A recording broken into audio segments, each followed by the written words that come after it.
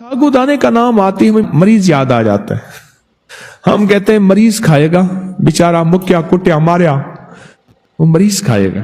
साबूदाना, साबूदाना एक लकड़ी है, एक लकड़ी का बूरा है, पर कमाल चीज है।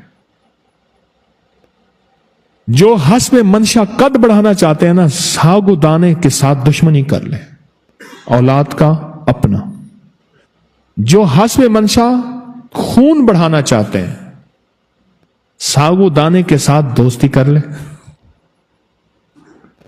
दुश्मनी इसलिए करेंगे उसको खा जाएंगे, दोस्ती इसलिए करेंगे उसके पीछे भागेंगे। आप चलो यही ही देख लें, जो साबूदाना बिल्कुल बिस्तर मर्ग पे पड़े मरीज को उठा सकता है, वो सेहतमंद को ताकतवर नहीं कर सकता। साबूदाना ही हम भूल गए। साबूदाने से दोस्ती खत्म हो गई हमारी।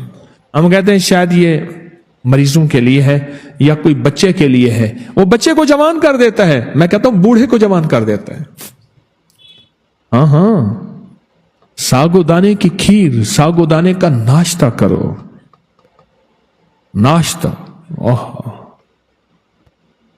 पट्टे, दिमाग, आसान, ताकत, कुव्वत, क्या कमाल है साबूदाने का। दुनिया के हर कोने हर गोशे में साबूदाना मिलता है, हर जगह साबूदाना मिलता है, हर जगह।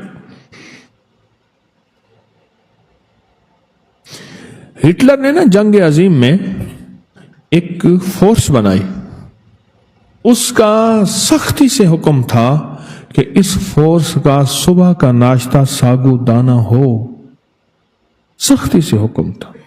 और सुबह का नाश्ता उनको साबूदाना दिया जाता था, सुबह का नाश्ता साबूदाना दिया जाता था, उसका हुक्म था कि साबूदाना हो। अच्छा, ये कुव्वतें ताकतें हासिल किस लिए करनी है? कि खिदमत से मखलूक को राजी करना है, इबादत से खालिक को राजी करना है, बस।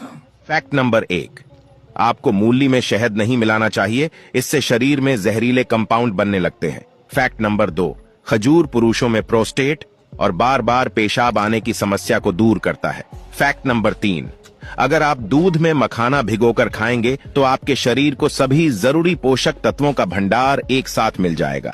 फैक्ट नंबर 4, सांस लेने में तकलीफ होने पर खट्टी चीजों का सेवन नहीं करना चाहिए। फैक्ट नंबर 5, हल्दी वाला दूध पीने से लगातार छींक आने की समस्या दूर होती है। फैक्ट नंबर 6, गर्भवती महिलाओं को सहजन की पत्तियों का सेवन नहीं करना चाहिए। Fact number 7, national cancer institute के मुताबिक जो महिलाएं नियमित तौर पर वाइन पीती हैं, उनमें ब्रेस्ट और लीवर कैंसर का खतरा बढ़ जाता है। फैक्ट नंबर 8, मीठा खाने की लत ड्रग्स की तरह हो सकती है।